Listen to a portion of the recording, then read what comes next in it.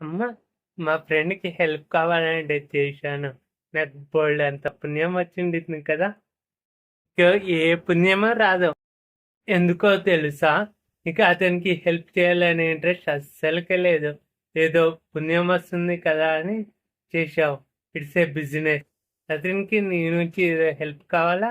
ఇక అతని నుంచి పుణ్యం కావాలని చేశావు. అది పుణ్యం కాదు. దానం ఎప్పుడు కుడి ఎడమ చేతి కాదు కదా! మూడో కంటికి కూడా తెలియకూడదు. సో, వాళ్ళకి మంచి చేయాలనే ఇంట్రెస్ట్ నీలో కలగాలి. అంతేకాని పేరు రావడం కోసం ఫ్యానుల పైన, హుండీల పైన, శిలాల పలకల పైన దానం చేస్తే పుణ్యం ఎప్పుడు కాదు. దాని నుంచి వచ్చే పుణ్యం జీరో. పుణ్యం రావాలంటే ఏం చేయాలో తెలుసా?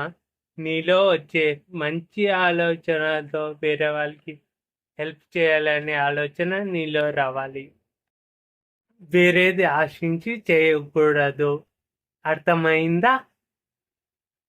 ఈ వీడియో కానీ నచ్చినట్లయితే please like, share, subscribe. Bye friends. జై శ్రీరామ్.